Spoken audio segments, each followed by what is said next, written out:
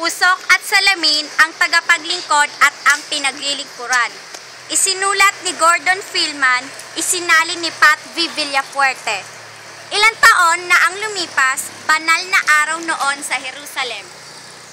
Nahirapan ako sa pinakamagulo kong karanasan.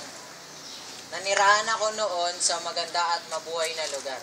Kasama ang mga kapitbahay kong Kurdish, Amerikano at iba pang galing sa iba't ibang lugar.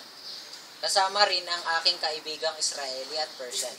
Isang araw, isang kilala sa akademya at ang mapayapang paggalaw ang tinigilan ng kanyang paglakad. Habang siya'y pauwi sa kanyang bahay mula sa kabayanan at siya'y kanyang inalok ng sabay. Habang ako'y pauwi sa aking bahay mula sa bayan, ako ay inalok niya ng sabay.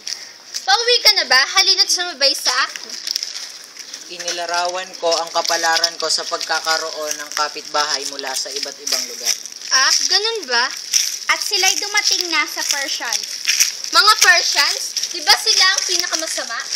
Anong kaimpyerno ay niyang pinagsasabi mo? Ay nako, lahat sila ay nakakaalam na sila ang pinakamasama. Hindi mo ba alam yun?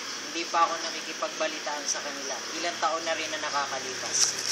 Sa bagay, sa ganon, naguluhan ako sa botohan.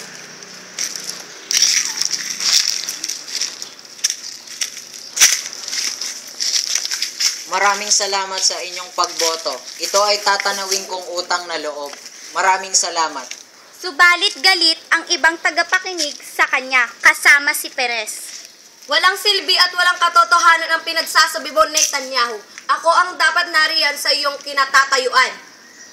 Tama. Magsitigil kayo.